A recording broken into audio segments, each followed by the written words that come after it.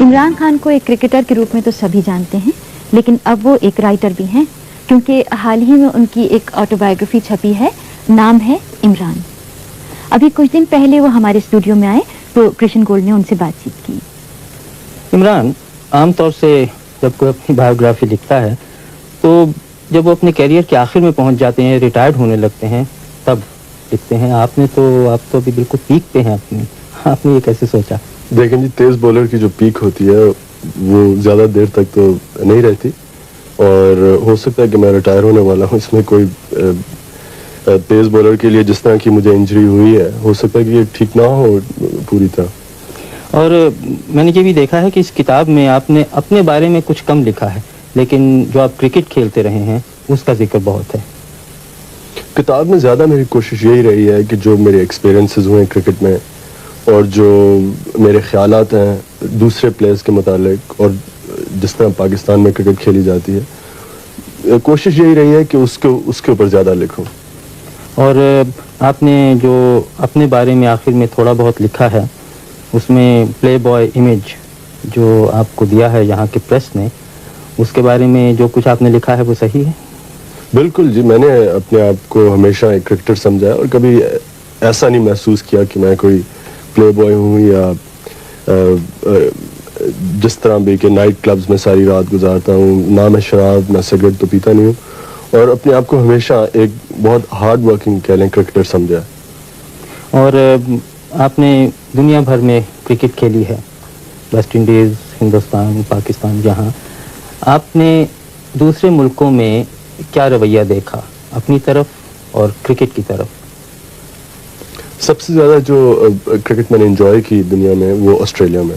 वो इसलिए कि वहाँ जो प्लेइंग कंडीशंस कहते हैं, जो जिस तरह की वहाँ पिचेस हैं, ग्राउंड्स, क्राउड, सबसे ज़्यादा क्रिकेट के लिए अच्छी कंडीशंस मैंने ऑस्ट्रेलिया में देखी।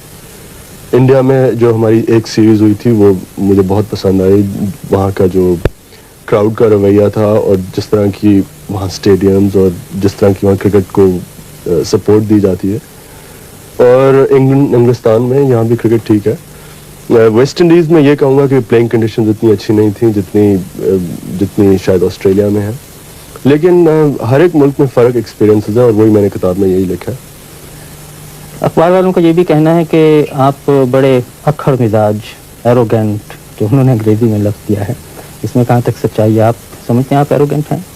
मैंने तो अपने आप को कभी एरोगेंट नहीं समझा। शायद शुरू में जब इंसान को दुनिया का नहीं पता होता है, जैसे मैंने किताब में अक्सर पिच पे इन्वेट कर देते हैं, और आपको तो आदी होना चाहिए उन सब बातों पर। नहीं जी, ये एक चीज़ के ऊपर जो ये कह लें कि मैं इसे पॉइंट ऑफ प्रिंसिपल समझता हूँ कि जब लोग मैच डिसरप्ट करते हैं या पिच के ऊपर भाग आते हैं मेरे ख्याल में इस चीज़ को प्लेयर्स का ये राइट है कि इन लोगों को इस चीज़ से रोकें और ये इनकरेज ना की जाए। और मैं हमेशा यही कोशिश किया है कि जो अगर कोई पिच के ऊपर भाग आता है इंसान, तो मैं कोशिश यही करता हूँ कि उसे सख्त तरह पेश आऊँ। लेकिन कई प्रेस के सेक्शन ने इसे इस तरह लिखा है जैसे कि मैं बहुत मगरूर हूँ और शायद इसलिए मैं लोगों से मेरा बर्ताव ठीक नहीं जो पिच के ऊपर भाग आते हैं। मैं तो ये समझता हूँ कि मेरी कोशिश हमेशा यही रही है कि लोगों को सीखना चाहिए कि जो पिच होती है वो सिर्फ प्लेयर्स के लिए।